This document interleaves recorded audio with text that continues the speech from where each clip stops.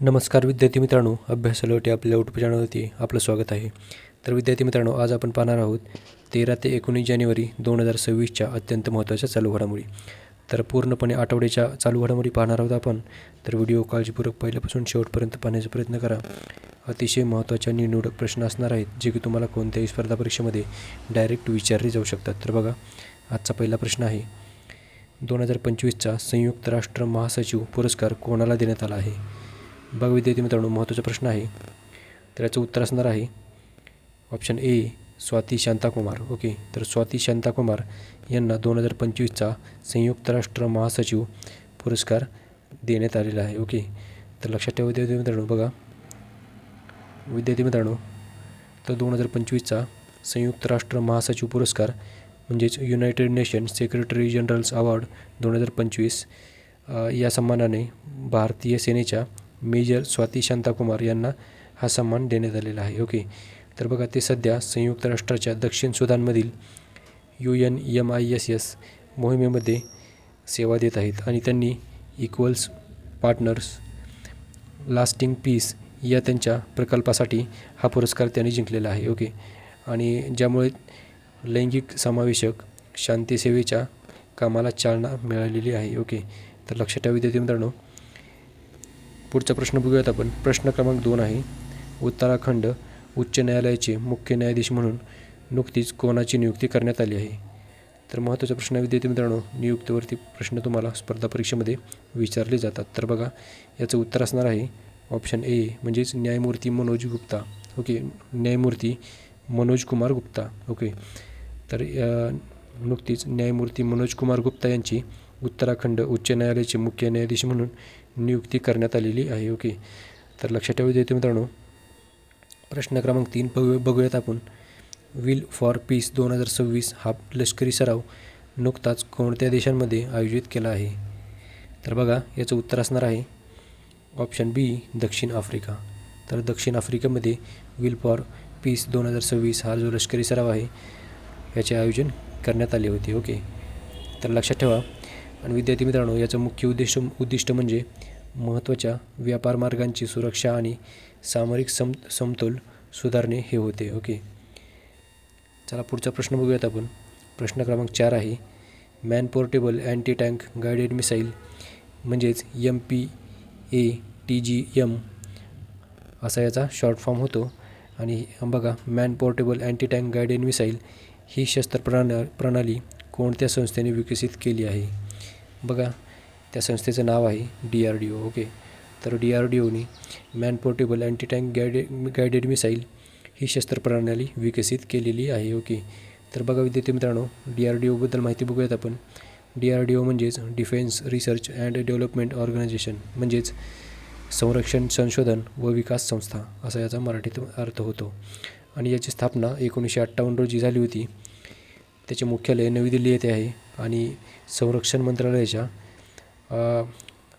अधिपत्याखाली ही संस्था कार्यरत आहे. ओके, तर विद्यार्थी मित्रांनो, बघा, याचा मोटो आहे म्हणजेच DRDOचे बोधवाक्य आहे बलस्य मूलम विज्ञानम. ओके, तर याचा मराठीमध्ये अर्थ होतो शक्तीचे मूळ विज्ञान आहे. ओके, तर लक्षात ठेवा. प्रश्न क्रमांक 5 बघूयात आपण. कोणत्या राज्यामधील अनंतपूर डाळिंबाला नुकताच GI टॅग मिळाला आहे? तर बघा, याचं उत्तर असणार आहे विद्यार्थी मित्रांनो ऑप्शन सी, आंध्र प्रदेश. तर आंध्र प्रदेशमधील अनंतपूर डाळिंबाला नुकताच GI टॅग मिळालेला आहे. ओके, तर महत्त्वाचा प्रश्न विद्यार्थी मित्रांनो, लक्षात ठेवा. ओके, प्रश्न क्रमांक 6 बघूयात आपण. भारतातील पहिले पूर्णपणे कागदविरहित जिल्हा न्यायालय कोणते बनले आहे? तर बघा, महत्त्वाचा प्रश्न आहे विद्यार्थी मित्रांनो, भारतातील पहिलेच हे जिल्हा न्यायालय आहे जे की पूर्णपणे कागदविरहित बनलेले आहे. ओके, म्हणजेच पूर्णपणे डिजिटल बनलेले आहे. ओके, तर विद्यार्थी मित्रांनो, बघा, या न्यायालयामध्ये कोणत्याही प्रकारचा कागदाचे वापर केला जात नाही. ओके, तर त्याचं उत्तर असणार आहे विद्यार्थी मित्रांनो ऑप्शन बी, कलपेट्टा जिल्हा न्यायालय.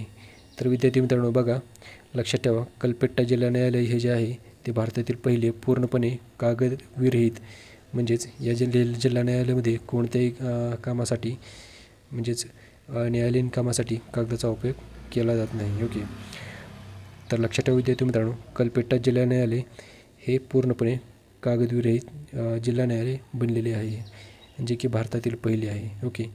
तर विद्यार्थी मित्रांनो बघा, केरळमधील वायनाड जिल्ह्यामधील कलपेट्टा जिल्हा न्यायालय बघा विद्यार्थी मित्रांनो, हे पहिले कागदविरहित जिल्हा न्यायालय बनलेले आहे. केरळ या राज्यामधील आहे. या न्यायालयामध्ये बघा, या न्यायालयामध्ये कागदापासून जे बघा कोणत्याही प्रकारच्या नोंदणीपासून अंतिम निर्णयापर्यंत संपूर्ण प्रक्रिया कागदाशिवाय डिजिटल स्वरूपात चालवली जाते. ओके. तर लक्षात ठेवा विद्यार्थी मित्रांनो, पुढचा प्रश्न बघूयात आपण. प्रश्न क्रमांक 7 आहे. प्रश्न क्रमांक 7 बघूयात आपण. परिधान निर्यात प्रोत्साहन परिषदचे अध्यक्ष म्हणून कोणाची नियुक्ती करण्यात आली आहे? तर बघा विद्यार्थी मित्रांनो, याचं उत्तर असणार आहे डॉक्टर ए सक्तिवेल. ओके. तर डॉक्टर ए सक्तिवेल यांची परिधान निर्यात प्रोत्साहन परिषद याचे अध्यक्ष म्हणून नियुक्ती करण्यात आलेली आहे. ओके. तर लक्षात ठेवा विद्यार्थी मित्रांनो, पुढचा प्रश्न बघूयात आपण. भारताची पहिली डीप टेक स्टार्टअप धोरण कोणत्या राज्याने सुरू केले आहे? तर बघा विद्यार्थी मित्रांनो, याचं उत्तर असणार आहे ऑप्शन सी. याचं उत्तर असणार आहे विद्यार्थी मित्रांनो तामिळनाडू. ओके. तर भारतातील पहिले डीप टेक स्टार्टअप धोरण हे तामिळनाडू या राज्याने सुरू केलेले आहे. ओके. लक्षात ठेवा विद्यार्थी मित्रांनो, महत्त्वाचा प्रश्न आहे बघा. हे जे धोरण आहे ते कृत्रिम बुद्धिमत्ता म्हणजेच artificial intelligence, semiconductor, biotech, space tech आणि स्वच्छ ऊर्जा यासारख्या आधुनिक तंत्रज्ञान क्षेत्रातील स्टार्टअप्सना प्रोत्साहन देण्यासाठी आखण्यात आलेले आहे. ओके. तर लक्षात ठेवा. प्रश्न क्रमांक 9 बघूयात आपण. Early north India and its coin age हे पुस्तक नुकतेच कोणी लिहिले आहे? बघा, याचं उत्तर असणारा विद्यार्थी मित्रांनो ऑप्शन डी देवेंद्र हंडा. तर देवेंद्र हंडा यांनी early north India and its coin age हे पुस्तक लिहिलेले आहे. ओके. तर लक्षात ठेवा विद्यार्थी मित्रांनो. प्रश्न क्रमांक 10 बघूयात आपण. लेदर एक्सपोर्ट काउन्सिलचे अध्यक्ष म्हणून कोणाची नियुक्ती करण्यात आली? बघा, याचं उत्तर असणार आहे ऑप्शन ए म्हणजेच रमेश कुमार जुनेजा. ओके. तर रमेश कुमार जुनेजा यांची लेदर एक्सपोर्ट्स काउन्सिलचे अध्यक्ष म्हणून नियुक्ती करण्यात आलेली आहे. ओके. तर लक्षात ठेवा विद्यार्थी मित्रांनो. प्रश्न क्रमांक 11 आहे. 2026ची राष्ट्रीय वस्त्रोद्योग मंत्र्यांची परिषद कोठे झाली? बघा, याचं उत्तर असणार आहे गुवाहाटी. ओके. तर बघा विद्यार्थी मित्रांनो, ऑप्शन डी याचं उत्तर असणार आहे. 2026ची जी राष्ट्रीय वस्त्रोद्योग मंत्र्याची परिषद आहे ती गुवाहाटी येथे झाली आहे. ओके. तर लक्षात ठेवा, प्रश्न महत्त्वाचा आहे. ओके. प्रश्न क्रमांक 12 बघूयात आपण. पंखुरी पोर्टल नुकतेच कोणत्या मंत्रालयाने सुरू केले आहे? बघा, याचं उत्तर असणार आहे ऑप्शन ए महिला आणि बालविकास मंत्रालय या मंत्रालयाने नुकतेच पंखुरी पोर्टल हे सुरू केलेले आहे. ओके. तर बघूयात आपण हे जे पंखुरी पोर्टल आहे, तर बघा हा जो डिजिटल प्लॅटफॉर्म आहे, तर हे जे पोर्टल आहे ते महिला आणि बालविकास मंत्रालयाच्या योजनांतर्गत कार्यरत आहे. आणि बघा या उपक्रमामध्ये नागरिक, CSR, सहयोगी संस्था, NGOज आणि इतर भागीदारांना सहभागी करून घेण्यासाठी एक सिंगल विंडो प्लॅटफॉर्म म्हणून तयार केले गेलेले आहे. ओके. तर लक्षात ठेवा विद्यार्थी मित्रांनो. प्रश्न क्रमांक 13 बघूयात आपण. शिक्षक साहित्य संमेलनाचे अध्यक्ष कोणाकडे देण्यात आले आहे? तर बघा, याचं उत्तर असणार आहे विद्यार्थी मित्रांनो ऑप्शन सी याचं उत्तर असणार आहे गणेश चव्हाण. ओके. गणेश चव्हाण यांच्याकडे शिक्षक साहित्य संमेलनाचे अध्यक्षपद देण्यात आलेले आहे. ओके. तर लक्षात ठेवा. प्रश्न क्रमांक 14 बघूयात आपण. कोलामार्का वनक्षेत्रांना नुकताच कोणत्या राज्याने अभयारण्याचा दर्जा दिलेला आहे? ओके. तर विद्यार्थी मित्रांनो बघा, अतिशय महत्त्वाचा प्रश्न आहे. तर याचं उत्तर असणार आहे ऑप्शन डी महाराष्ट्र. तर महाराष्ट्र राज्याने कोलामार्का वनक्षेत्रांना नुकताच अभयारण्याचा दर्जा दिलेला आहे. ओके. तर लक्षात ठेवा विद्यार्थी मित्रांनो. प्रश्न क्रमांक 15 बघूयात आपण. 2025-2026 ॲशेस सिरीज कोणत्या देशाने जिंकली आहे? तर बघा 2025-26ची ॲशेस सिरीज जी आहे ती ऑस्ट्रेलिया या देशाने जिंकलेली आहे. ओके, ऑप्शन बी याचं उत्तर असणार आहे ऑस्ट्रेलिया. ओके, तर विद्यार्थी मित्रांनो, प्रश्न कोणताही स्किप करू नका, अतिशय महत्त्वाचे प्रश्न आहेत.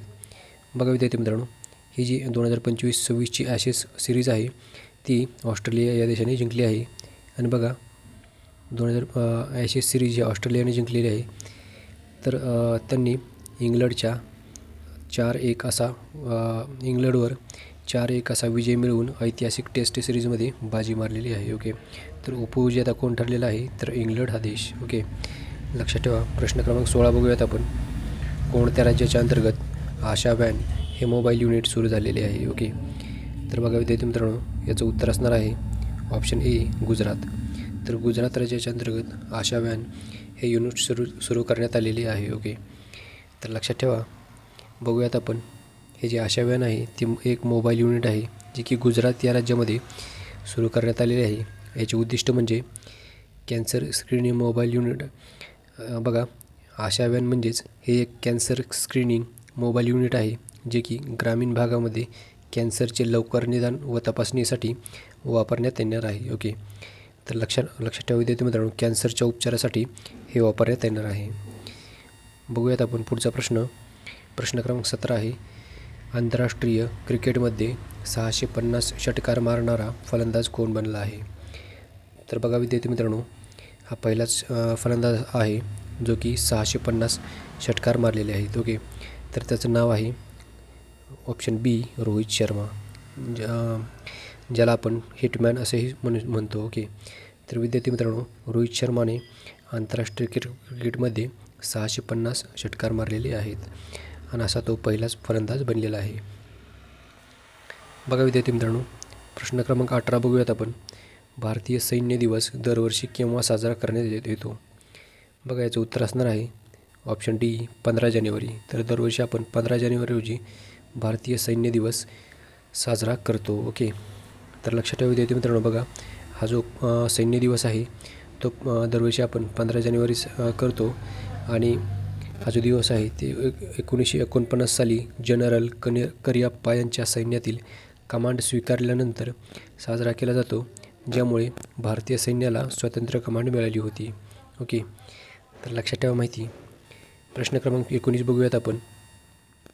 टेक्नो पेंट्स अँड केमिकल्सचा ब्रँड ॲम्बॅसेडर म्हणून नुकतीच कोणाची निवड झाली आहे? तर महत्त्वाचा प्रश्न आहे विद्यार्थी मित्रांनो. ब्रँड ॲम्बॅसेडर अशा प्रकारच्या प्रश्नांवरती तुम्हाला प्रश्न विचारले जाऊ शकतात. ओके, तर बघा, टेक्नो पेंट्स अँड केमिकल्सच्या ब्रँड ॲम्बॅसेडर म्हणून नुकतीच सचिन तेंडुलकर यांची निवड झालेली आहे. ओके, तर लक्षात ठेवा विद्यार्थी मित्रांनो, ऑप्शन बी याचं उत्तर असणार आहे. प्रश्न क्रमांक 20 बघूयात आपण. शेवटचा प्रश्न आहे. बघा विद्यार्थी मित्रांनो, आंतरराष्ट्रीय क्रिकेटमध्ये सर्वात जलद 28,000 धावा पूर्ण करणारा पहिला फलंदाज कोण बनला आहे? बघा, याचं उत्तर असणार आहे ऑप्शन ए म्हणजेच विराट कोहली. ओके, विराट कोहली हा जो प्लेयर आहे तो आंतरराष्ट्रीय क्रिकेटमध्ये सर्वात जलद 28,000 धावा पूर्ण करणारा पहिला फलंदाज बनलेला आहे. तर त्याने नवीन विश्वविक्रम केला आहे, त्यामुळे हा प्रश्न महत्त्वाचा आहे. ओके, तर विद्यार्थी मित्रांनो, लक्षात ठेवा. भेटूयात आपण उद्याच्या व्हिडिओमध्ये. धन्यवाद.